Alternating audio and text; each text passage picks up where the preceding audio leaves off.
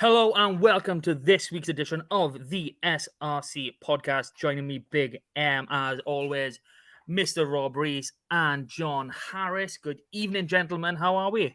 All good, mate. All good, you? Yeah, good. Thanks, Sam. Bit tired, but all right. We're all good. Oh, there we go. I'm all right. Thanks for asking, John. So, big news. Cup final week. Yeah. Whee! So The Thursday night cup final that everybody wants. Hey, John, just because you're not in the final doesn't mean you get to throw stones. Come on. No, I just mean the day. No. I'm quite happy to watch a Llandovery Ebro final. Just be nice if it was on a Saturday when I might be able to go to it. Very true. It'd be nice if it was in the stadium as well. But there we are. We leave that for a little bit later in the show. So we go back to the last round of the group stage fixtures in the SRC Cup. Technically semi-finals for maybe Llandovery and Ebbw Vale. As Rob likes to keep saying, it was a semi-final. Semi-finals only work if both teams can go through, but come on. Okay. So unusually, we had 2 games on the Friday night and 2 on the Saturday. Again, maybe if the Llandovery and Ebbw Vale game were on the both days, it wouldn't have been as annoying. But, again, is what it is. So we'll start with Llandovery travelling to little Aberafan. So, John, were you at the ground? Did you manage to escape on a Friday night? No, I couldn't, unfortunately. I know the missus was working late again, but she's done for the year now. She's on maternity now, so just in time for the season to nearly finish. The missus working late. That's normally the perfect time to go out. What do you want about? Oh, but like I had to put our daughter down then. No, he's putting his daughter down. Well, he is desperate to get to our Aberafan games. I know. I did say, we got a camera in a room, so it says you'll be fine. Unlock the doors and everything, but look, she wouldn't have it. We're not even 2 minutes in. This has already turned pretty dark. Thanks for that, Rob. But no, it's no excuse, John. Like, literally, when the missus wouldn't come with games to me, and she would come with games, the baby would be in a sling. I would put the sling on me and have the baby. We've done that until she was about 18 months, all of them. Literally, I thought I couldn't go to the Scarlets La Rochelle quarterfinal a few years ago. Literally, like the weekend before, Miss okay, you can go, but you got to take the baby. It's like, yes, had this massive bump on the front of me. I ended up in front of the West stand, so worst seat possible. But also makes sense. You got to take the kids, even at babies. Just chuck them in. It was a bit late. Oh, it was 7:30. She's asleep by 7:30. God. But then she'll sleep through the game. That's fine. I'm happy with that. All right. So onto the game itself. Aberafan, they put up a hefty fight. Fair play to them. 40 points to 33. A finish for Llandovery in the end. Another high scorer. Yeah, it's always a high scorer. This is the high scoring league. We come with even bigger ones. Definitely a high scoring cup. God. Yeah. So Aberafan. Well, yeah, they did come within one score a few times, but I don't ever think the result was in doubt. Yeah, it kind of felt a bit like that as I was getting the scores coming through because Llandovery raced into quite a big lead. It was reminding me of the Wales-Scotland game, actually, because that was 35-8, wasn't it, at one point? And then this game was 33-7 at one point. So it's, so you're not going to really come back from that against a team like Llandovery. I think Aberafan made quite a few changes for this game. 2 points again, mind. 2 losing bonus points again, which third time in 4 games, and the other one was a losing bonus point. So unless they're just thinking they can just keep getting 2 points for the rest of the season, and it'll be enough. They came back well though. Did come back to within a score. I think it was 33-26 at one point, but then Llandovery got a try then. I think that took it beyond doubt. And Aberafan have scored late in injury time then in fairness, to grab 2 extra bonus points out of it.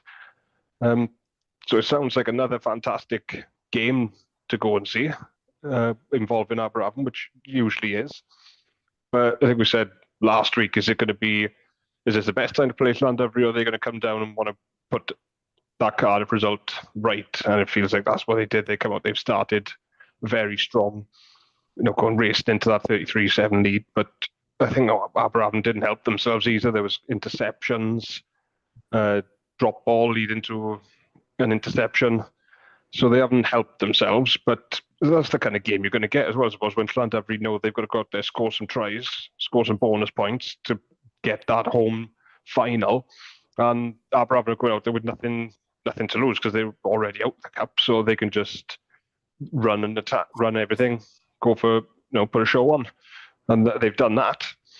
So I think I've got a feeling there was a few players rested for knowing they've got some big league games coming up to try and get into that top 6. But I think Llandovery are probably just a little bit too good at the moment. They are such a good side. I think that Cardiff result is a blip. I don't think we're going to see that again this season. And it's going to be, I think it'll be tough for Eberfield to go to Llandovery now and win this cup. But it's a cup final. Anything can happen in a cup final, and Eberfield are excellent.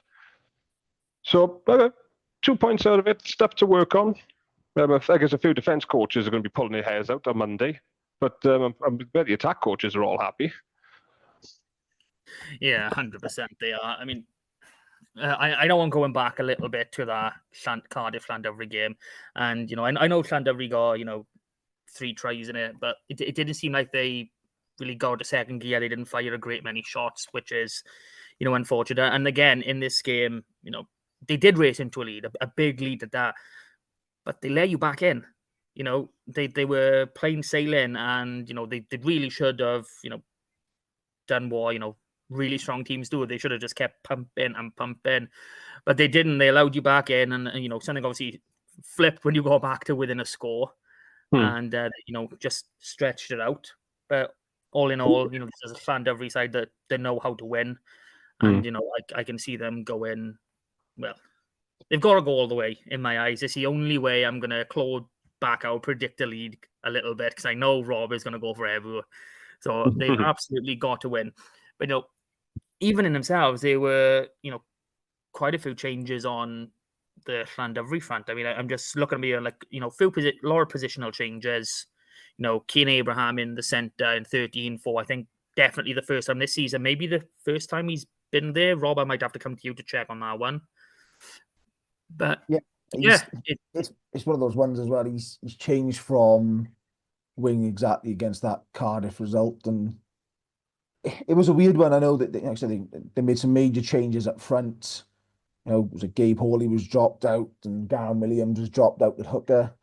Yeah. And you just had that sort of feeling of, it was interesting to see. It was interesting sort of to see how this Llandovery side responded, because as I say, it wasn't just a blip of the season. It was the first time in 20 years they'd conceded 50 points at home. And so that's sort of, you don't really know where Llandovery come into that. So like I said, Aberafan had changed a lot. Can't fault them for changing their side. At the end of the day, their focus when they're out of the cup, which is what was their position, is to sort of focus on the momentum for the league and making sure they're in the best place they sort of can be for, I'll say, top 6 and trying to push into that top 5 if they sort of can. But I think Aberafan will be quite disappointed because, as John's alluded to, they go 7-0 up, a nice little overlap on the far side, and then 2 of the next 3 tries come from an interception on their own 5-metre line. So Aberafan within 5 metres there, they actually gifted 7 points. Now, I'll be honest, they should have made the tackle inside Llandovery's 22 to prevent that break coming away. And then a couple of tries later, it's knocked on, dribbles into Llandovery's hands, and they again go 60 metres downfield. So you just sort of get that sort of sense that it was one of those games. Llandovery let in a few soft tries as well. The midfield, the tackling. I don't want to say things are lazy. That's probably been a bit disrespectful to both sides. It probably just didn't go to plan, but it just had that sort of feeling where both sides are nervous about sort of throwing it. You could see that they wanted to play, and it sort of started to come out in that sort of second into third quarter. Llandovery started playing some really nice rugby, and then sort of Aberafan joined in, just sadly for them a little bit too late. But it sort of encapsulates what we've sort of seen in this cup competition, not just the league, but mainly the cup, where it doesn't matter sort of how many changes you make, and there's been some good quality rugby on show, some high scoring games, and ultimately, some good developments as well. Yeah. So obviously Llandovery will go into the final now this Thursday night. From here, Aberafan get a week off, and then they're back into league action. Oh, quite a difficult way to start. Yeah. You got Cardiff coming down to Tag, and then you're away to Llandovery, and then you get Pontypool back in your next 3 games. So that's a tough one for you. But with and a rearranged fixture now with Ebbw because they won't play us on Saturday just because they've got some little thing on tomorrow. Exactly. God. The hangover's still going to be in play, John. That's what it is. Oh. Play with an hangover. Fighting words, Em. Absolutely fighting with. Well, they've got to be hangover. They're going to have to take at least 20 pints to down this sort of loss. You know what I mean? All right, then. On to the next Friday night game, and we had a cracking 91 points as RGC came down to Bridgend. Fair play, RGC coming down on Friday night. Round of applause for that for starters. But 49-42 to Bridgend at the end. Wow, I've tried watching the highlights. There's some really, really nice stuff in there. Maybe a few forward passes too, but we won't cast too much judgment over that. So, Rob, I'll come to you for this because obviously you back Bridgend. So give us a rundown. I think this was the Saturday game, wasn't it? Oh, I've gone by Pool A, have I? Gone by Pool A. Oh, yeah, it was, the 15th. Yeah. Bugger it. Bugger it. All We're my Fridays. We're sticking with the dead rubber. No, I think this is, again, this is the sort of the ethos of the long Aberafan sort of taken into this was, it's 2 sides, a few sort of familiar faces coming back, changing up the sort of, the starting lineups. Both sides, you could see from the off, it was good rugby. It wasn't even sloppy play or mistakes and teams are getting cheap 7 points. It was some cracking rugby on display. And like I said, to score 91 points, that takes some doing because that's literally, what, 30, try every 4 minutes or 3 minutes or something ridiculous like that. That it's, over the point a minute. And then you start running that sort of rugby, it literally becomes anyone's game. It's what we've said about RGC up at their place, where they've had 4 or 5 games go 80+ points this season already.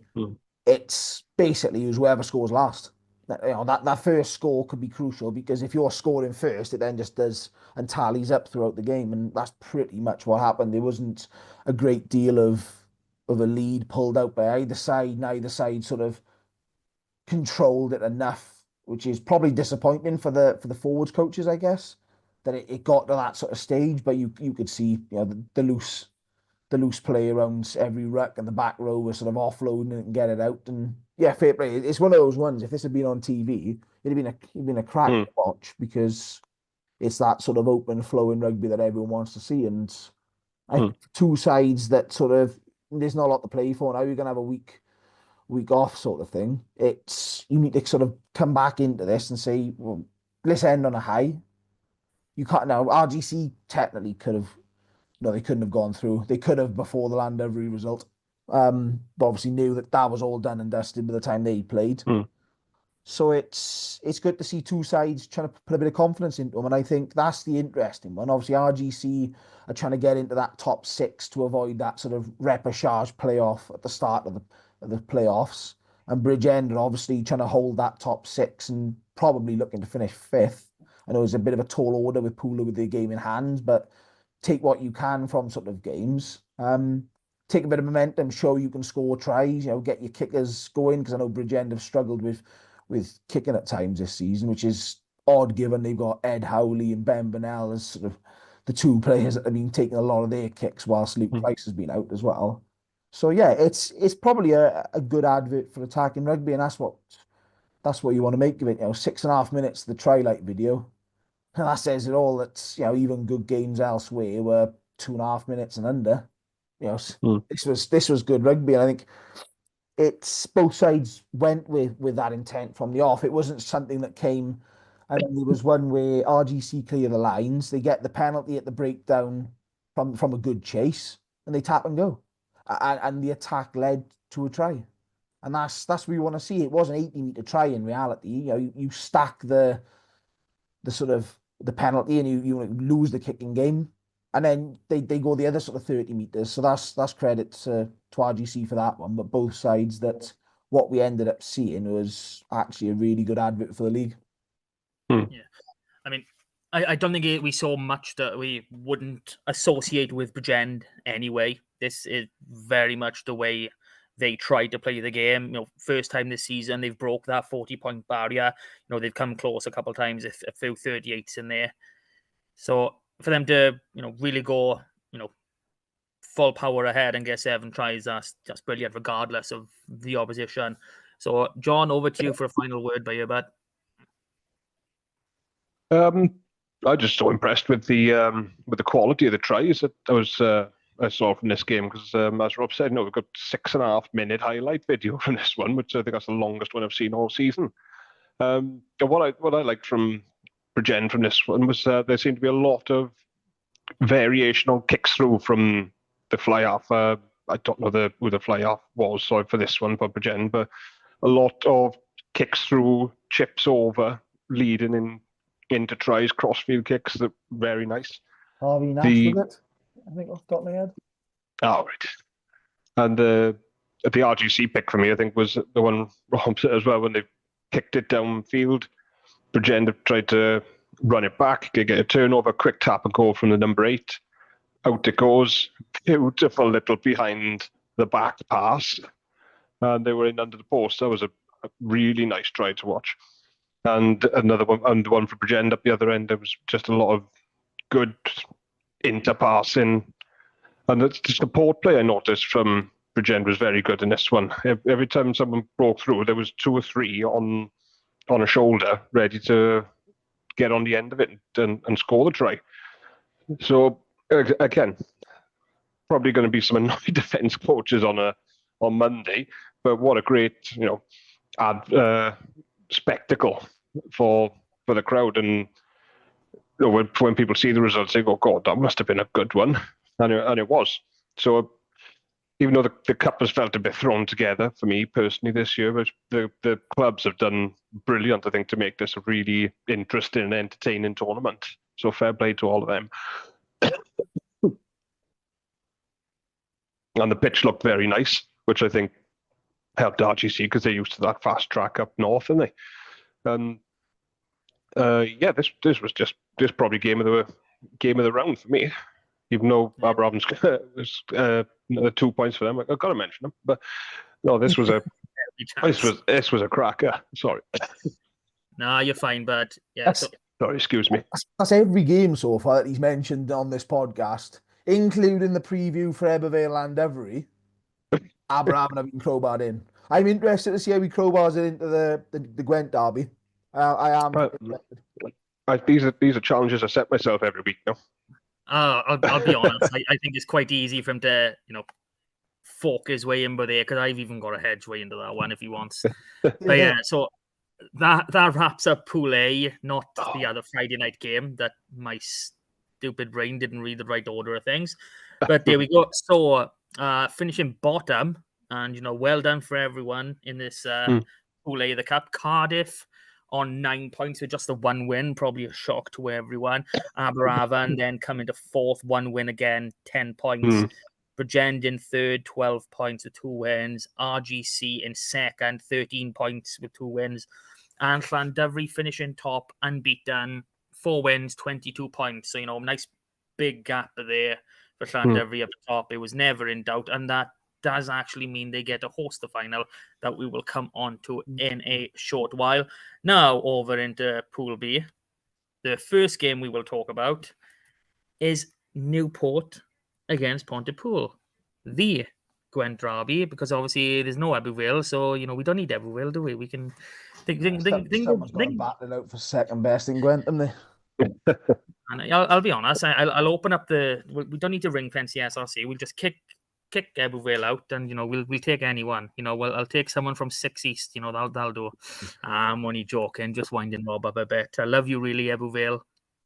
Okay, Newport Pontypool. So Newport not in a great state, really, going into this one, but they grounded out. They showed a fair bit of class, 31-14. in the end, 14-0 at half-time. They looked fairly comfortable all game. So, Rob, as our resident Gwent man, take it away. Man of Gwent.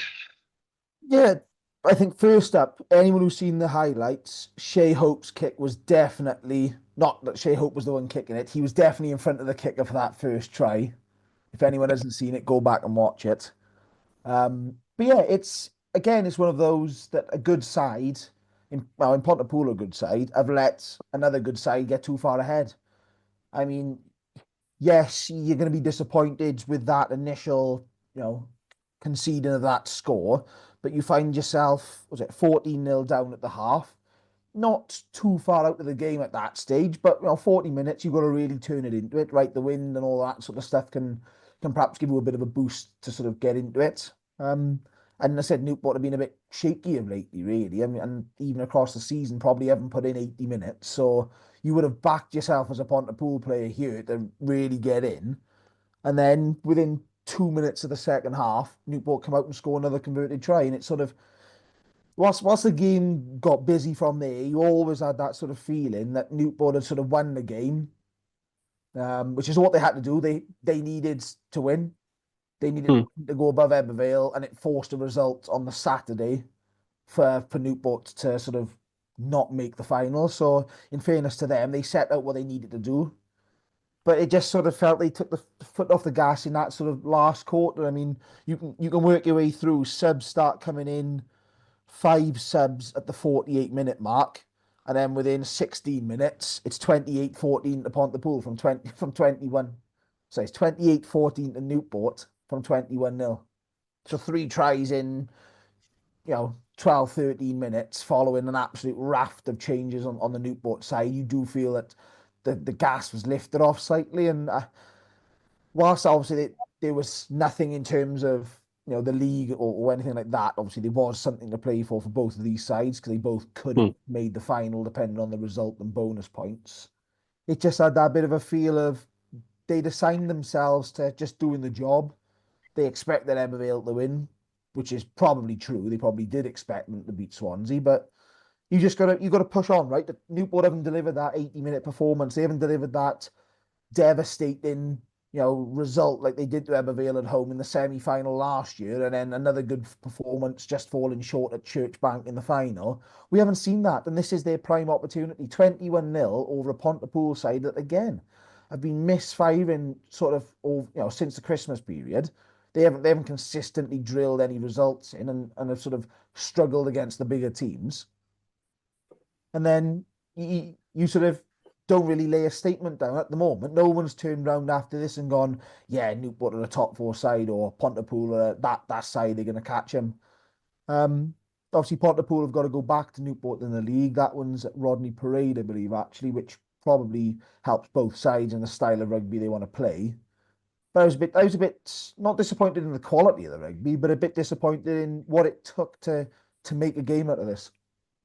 Yeah, I'm 100% with you there. And like you said, there was a possibility of both sides making the final, had Aberavan actually, done a job over Llandovery. Obviously, they didn't, so it's kind of a foregone conclusion. But yeah, seeing the scoreline coming through, 14 at half time, and then it just kept getting away from Pontypool. Like I really anticipated, especially with Newport coming in off the back of 2 losses. I know both to Ebervale, but I really expected Pontypool to, be really tight in this game, and it just didn't happen for whatever reason. But like you said, they got to play the exact same fixture again in a fortnight's time, so that's going to be very, very tasty regardless. So, John, what have you got to say, my friend? Yeah, very similar. I was expecting this to be a bit closer, actually. I always expect, I don't mean that sound harsh, but I always expect a bit more from Pontypool. I feel like they've had a better season. The smile on Rob's face. It's unreal. I feel like they've had a better season than they actually have when you actually look at the results. But it feels like they've been having a really good season, and they're mixing it up with the top 4. But then we get, when you actually look into it, it's not as I don't know how they're doing it, but yeah, that's a bigger result than I was expecting. I thought it'd be at least be a score. I thought this was going to be a close one. but it feels like Newport were quite comfortable. Sounds harsh, but it does feel like it don't feel like it was really a doubt that it was going to be Newport who were going to win the game in the end. That's actually a really good point. If you include the league, they're 9 wins, 7 losses across the season, which for a side that we all thought at the start of the season and back end of last season was sort of that top 5 were above everybody else, and Pontypool were a couple of games off the top 4. It doesn't feel that they're just off that top 4, but they are. Yeah, they are. Yeah, but every time we have to do a prediction for when they play a top 4 team, I'm thinking in my head they're right in there competing with them, which they do in fairness. But I don't just feel like there's more. Should be a bit more from Pontypool, or I expect a bit more from them. Yes, but Newport, they are a top 4 side, and because even when they're not firing on all cylinders, they still manage to pick results up.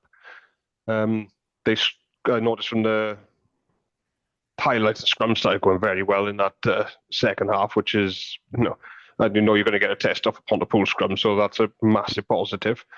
And they did their job. They put the pressure on Ebbw for the next day. Meant Ebbw had to go and get that win then in Swansea, which they did inevitably. But they done what they had to do. They got their 5 points, 6 points out of it. So they've gone and put the pressure on. But they can build on that now for going back into the league to try and just finish as high up as they can in that one now. But yeah, I always expect a little bit more from Pontypool.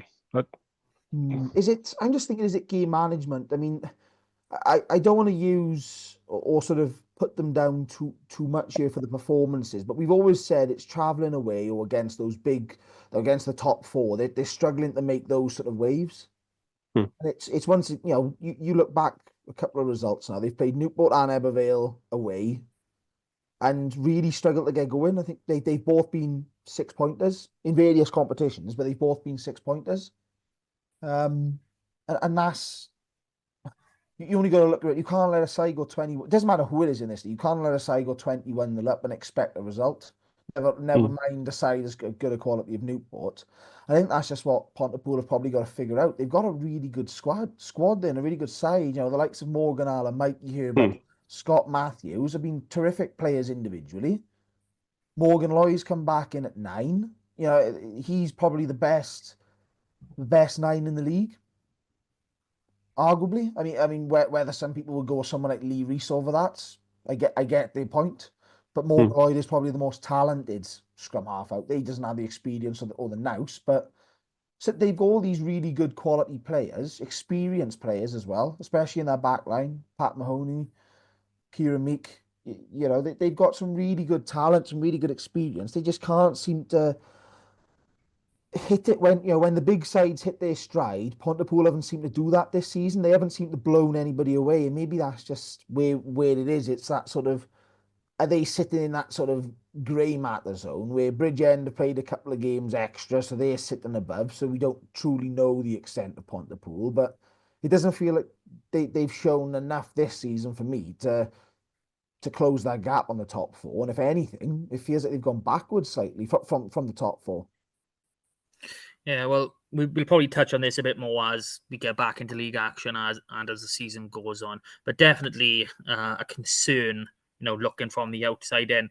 So that takes us to our final game of the round, down to Swansea, down to St. Helens, to watch what was a pretty exciting game, especially, if you are an all-white, if you are a Swansea fan, going in, what was it, 1912 half-time? Not many people, go in at half-time leading against Ebbw Vale. So, that's some credit as well. And, I don't know about anyone else, but I heard there was some, shenanigans then to stop Swansea coming back out and playing proper. But, yeah, Rob, this is your forte. So go on, take it away, my friend. Yeah, I think there was a lot of nerves from the Ebbw Vale side of things. It was 19-7 at one point, and then obviously closed down to 19-12 right before half time. But this year it's that semi-final fever, right? So it's been 27 years since Ebbw Vale have made a cup final, having never won the cup. John, neither have Aberafan. Hey, there's our link. No. Carmarthen Quins are the only other side in the league who've never won the cup. It's us, Aberavon, and Carmarthen Quins. So it's absolutely. I couldn't believe that when you told me that about Ebervale, mind. It just seemed like a course Ebervale are a team that have won the cup before. But yeah. But and only one final. That was the one that shocked me even more. I couldn't believe that. And typically, we've never played the final at the big stadium because it's been Ashton Gate in '98 and Church Bank in 2025. But it's that semi-final fever every time, blown away in 2 semi-finals last year. We lost, Merthyr had beaten us in a couple of semi-finals, Cross Keys beat us at Rodney Parade on tri-count. It always feels that semi-final is you bring up a world-class performance and then fall just short. So it was worrying at half time that this game was being scrappy, and it was. Swansea Swansea made it niggly. They got into us. They made it a physical game. Where they pushed the boundaries. It was a game management masterclass at times. Whether you agree with it or not, it was. The dark arts were in full flow, and Swansea played some good rugby off the back of it, and that's where Swansea have been sort of caught out this season. They've either played good rugby, or they've played dark arts and tried to disrupt, and then the side has just got on top of it. But this is the Swansea side that is improving. We've been saying it for a long time on the pod, and now they've got 3 wins under their belt, 2 quite recently, and obviously 1 in round 4 or 3, depending on how you want to look at it, in the cup, obviously against Quins, where they actually took control up front. But that second half, I don't know what Jason Strange said to them. It was like they just calmed down. They played the game plan again. Hat-trick of tries once again from a hooker. I think it's the 3rd or 4th time this season an Ebervale hooker has scored a hat-trick. Definitely the 3rd time. Joe's got 2, and I think Yaya Morris has 1. And it's them all again. Absolutely disrupting them. Winning the play, winning the penalties. Winning the breakdown in sort of the open play. They kick into touch. There we are. Mark's done the stats. It is 3. So it's one of those ones you just felt then it started going, but it was one that you couldn't really shake off. 19-19, 26-19, and then it just sort of, even at that stage, it was a bit of a pause in the scoring before the next score and the final score sort of came, and it was nervous, but it's good to see that such a young squad now. And Jason said it's in his interview with the WRU in the week that they've played 50, 60 games together now as a unit, and you starting to see that. Yes, it's going to be a big ask up at Llandovery, but we'll come on to that sort of game in a bit. But there's a lot of positivity around this sort of side and the performance, and then what they need to do is just sort of take that out. So there's a lot to take from this for Swansea. Certainly, like I said, this is not a lull or anything like that. This is very much a next step. This is a good Ebervale side. Let's kick on from here. Yeah. So, like you sort of touched on, but there is it showing that there is possibly still signs of a mental frailty within Ebervale. Like obviously they've got to have won some form of cup competition in the past. I'm not saying they haven't, but like I said, getting over that line is difficult, and this really technically wasn't a straight knockout game. They could have just ended up with a bonus point and gone through to the final. So it was. There's still a question there. I think needs to be answered, and it'd be great for them and possibly the league if they could answer it. But I don't know. I don't know. I'm feeling. I do feel a bit gutted for Swansea because, like you said, they have been on a good run. They have managed to get a few wins on and now. Aberava and Quins twice, obviously once in the cup, like you alluded to, and they seem to pushing on. They seem to starting to know what to do to bring teams to their level at least, or to get them into a position where they could possibly win. Obviously, Ebervale way too much quality, but they showed they can. They can do it over 40 minutes. If you can do it over 40, you can certainly do over 80. So that's a positive for Swansea. John, final word? Yeah, definitely positive for them because they've never had a problem with scoring nice tries this season. They've been doing that really well. We've got some teams up. I think that Ebervale driving Mall is just ridiculous at the moment. And they've got the size in that pack as well to force these penalties to get in these positions. And if you watch the highlights back, even if it's on the 22, they can drive that Mall in from 22 meters out and get a try from it. So you've got to be so disciplined, I think, anywhere around halfway there at 10 meter, because you can't give them an opportunity to kick into your 22, because they're going to score driving line out from it.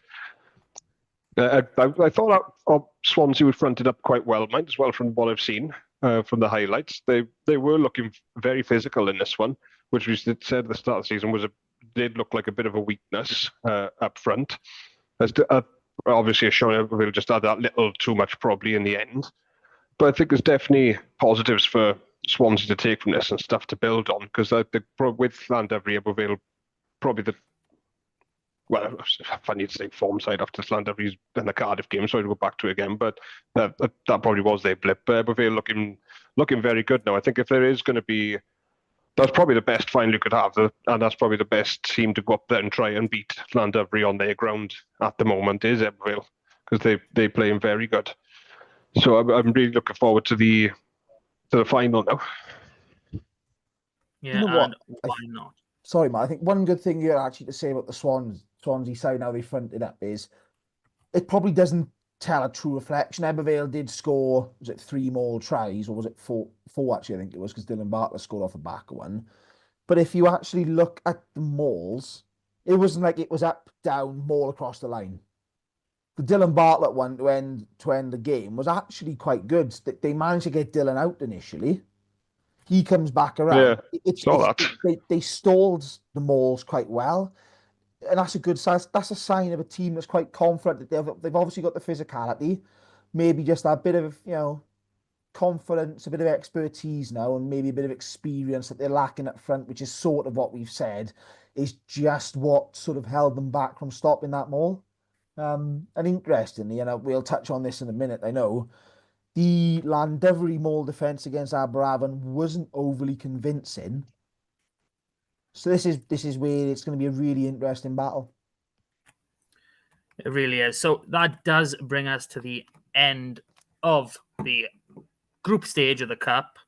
So if we look at Pool B, so Quins finished bottom, 0 wins on 3 points. Swansea one above with 1 win on 9 points. Pontypool in third, 2 wins on 11. Newport second, 3 wins on 18. And Ebervale finishing undefeated on 21 points and on to the final. So this is the halfway point. So as always, if you've made it this far, thank you. Please share, like, subscribe. Just tell a friend. Do as you want. Talk to us. We're happy to have a comment every now and then. Okay, so on to this coming week now. So there is a league game that we need to talk about, and it's probably going to be really, really short, because I think we've got something slightly bigger, unfortunately, to talk about, and that is Pontypool at home to Carmarthen Quins. Now, we've all said Pontypool got a bit of work to do to knock on that top 4, but coming down to it, when you're playing Carmarthen Quins, a team that hasn't won this year, that hasn't won since November, I believe, they've got to be expecting, 5 points per year, if not 6. So, John, I'll come to you first on this one. Yeah, it's got to be, really, isn't it? I think they started the season fairly well. I think we were all saying at the start of the season that RGC and Carmarthen were they were the surprises at the start of the season. They were playing some very nice stuff and impressed us all. But Carmarthen, they've just been very disappointing so the last few months. They can't buy a win, and 2 losses to Swansea as well. So even though they might not, Swansea haven't gone above them in the table, but I feel like Swansea are above Carmarthen now in my mind, if you know what I mean. So I can't see anything other than Pontypool getting probably 6 points out of this one.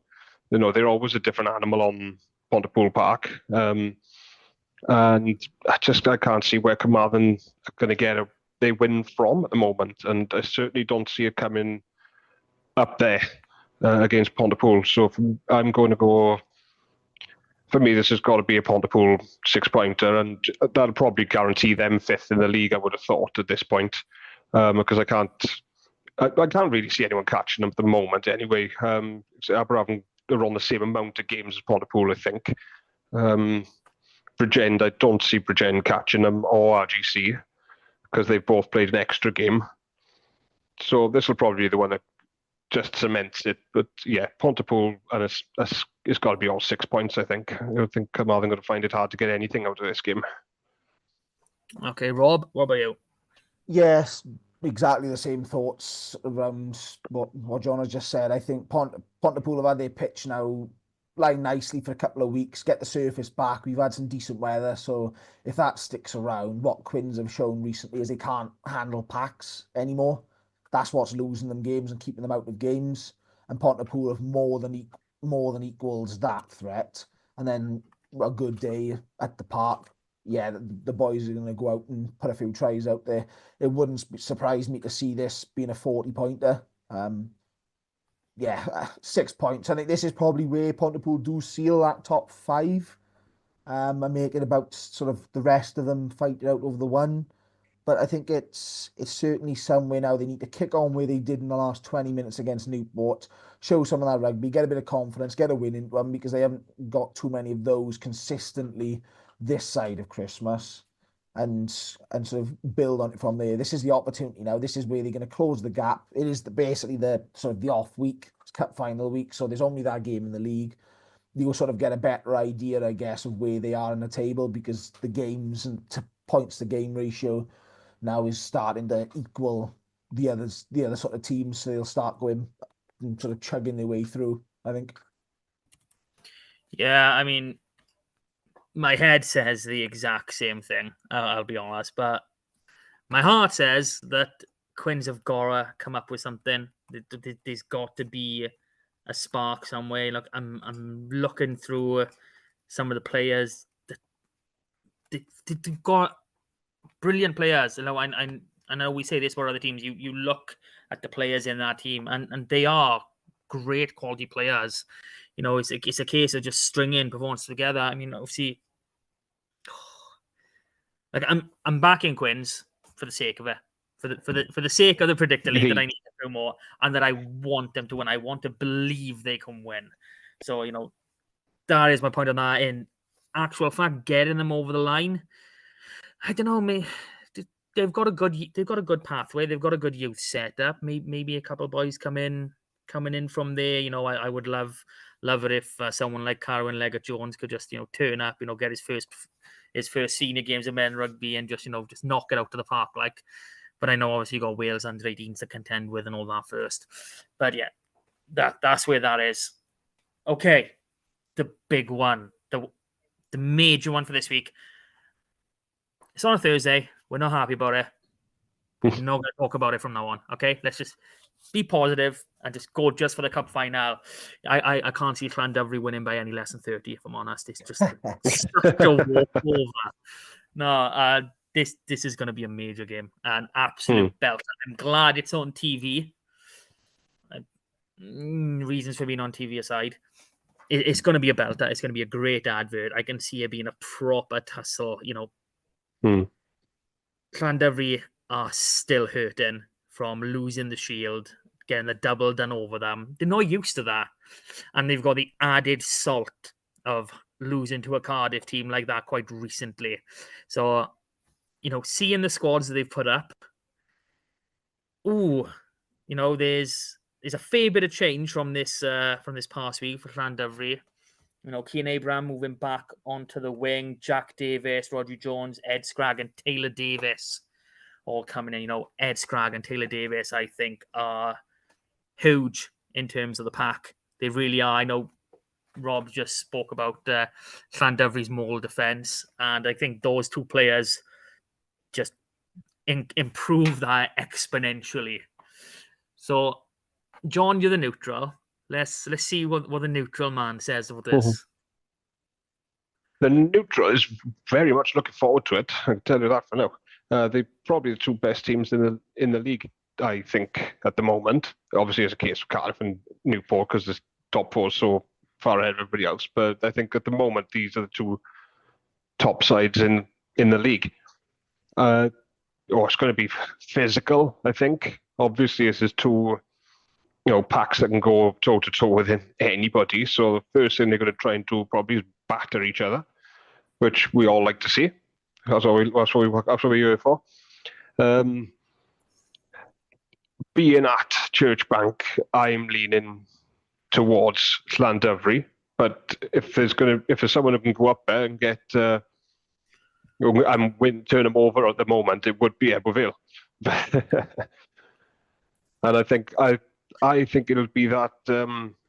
If they can stop that maul or keep the discipline, so they don't even get into the positions to get those mauls going, which Llandudno usually pretty good at that. The discipline, I think. And I backline wise, I think Llandudno have a little bit more behind the scrum, which not to say Aberville don't. I'm just saying I think. I've always been a fan of Llandudno's backline. They've always seemed to be, just quality and class. So I can't wait for it. It's going to be physical. I think it's going to be fast. And especially on that fast track up in Llandudno as well, on that pitch, which I really wish they'd done the rugby lines, mind, in white and the football lines in yellow, because every time I watch highlights from that ground, it really confuses me, because you're automatically drawn to the big bright white lines, which are the football pitch. So, but yeah, I'm thinking Llandudno are gonna edge this one, but it's going to be close and it's going to be good. But wouldn't be surprised if Eberville can sneak it as well. But I'm going to go for Llandudno in my prediction. You are 100% right, John, to go that way. We know it. Rob really knows it. He's just not going to say it. No, you've hit a key point, but there, Well, don't worry, I was going to pick Aberavon to win this one. Don't worry, even though they're playing it. Okay, no, you've made a really good point there. A key for Llandudno will be stopping Ebu's forward pack, especially that maul. So, yeah, I mean, I agree. I do think Llandudno have got more behind the pack, but if we switch over to Eberville, they've had some timely returns of their own. I know I just mentioned Ed Scragg and Taylor Davis for Llandudno, but you've got Cam Davis back in the centres, and you've also potentially got John Evans on the bench. We haven't seen him in a very long time, and if you talk about a man with cup final experience, he won the Pro 12 with the Scarlets back in 2017. So, that type of experience is invaluable. So, Rob, I'll let you run away with this now. Yeah, do you know what? This actually does have the ultimate big game feel now. I think we've mentioned who Llandudno have got back, and it sort of fills in the gaps that they've sort of probably had question marks over. And it's similar for Eberville.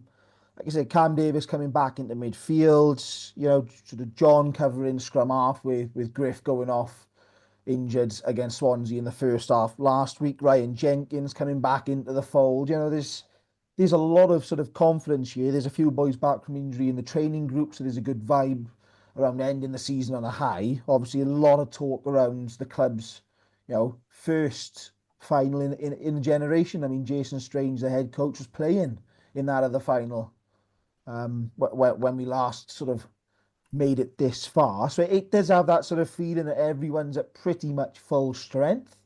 It's going to be interesting to see how certain battles are countered. Obviously, Eberville like to play the territorial kicking game to try and get them all going. You're kicking towards Jack Davis, which is always an interesting one. He had a good game against us in the semi-final of the Cup last year at Aberavon's ground, John. Hey, we've crowbarred him in again. Hey. So yeah, there's going to be there's individual battles, but also the sort of the tactical element that I'm really interested in seeing, and I think. Will the difference maker be Llandudno have had to juggle a few around in the pack recently to find that sort of that perfect melting pot at sort of set piece? And whilst we know Taylor Davis best part of 20 tries and him was it the season before last, or might have even been last season as time flies. It was last season, wasn't it? Thinking about it. Yeah, it was last season. It was last season. I know Yeah, I mean, I'm looking. Like I'm really happy Taylor Davis is back for this Atoka. But I really had my heart set on Harry Thomas just coming back in with a 6-day turnaround and going, you know what? I smashed the size on Friday. I'm going to go win a cup final on the Thursday. Let's go and do it. But yeah, this is going to be epic. This is a massive game, and you know, you talk about the tactical element. I'm having a look at the benches now, and obviously Ebervale being, you know, funny buggers as they do. They've named what, bloody 9 players, 1 extra. So we don't actually know who's going to be the 8. I mean, we can try and work it out as best we can, but you know, that's just a strange tactic in more ways than one. So, do you know what? I think this, strangely enough, will come down to the strengths of the bench. I mean, you sort of look at it and it's you're trying to sort of pick weaknesses. Ebervale have got a lot of experience on the bench. Cam Regan over 200 games for the club. Lewis Young 150 odd games. John Evans, as you've already mentioned, has won domestics with the Scarlets when he was there. Has a lot of professional experience. So there's a lot of experience on that bench. Llandovery maybe don't quite have as much on the bench as they have in years gone by. I'm going to say they don't have as much experience. They've got excitement. You got Ian Morgan, George McDonald, and obviously the tactical nous that comes with Jack Maynard. Yeah. You know, I know all 3 of them are backs, but Ian can create something out of nothing. And, you know, he is an X-factor player. I'm quite surprised that he's, you know, in an SRC environment. I thought he would still be within the pro game, if I'm totally honest with you. But, you know, I think that's more what Llandovery have in exchange for experience, which can't be counted out, obviously. So yeah, I think this is definitely one of those 23-man finals. It's, as you say, they are the 2 best club sides in Wales at the moment. It probably sets them up really nicely.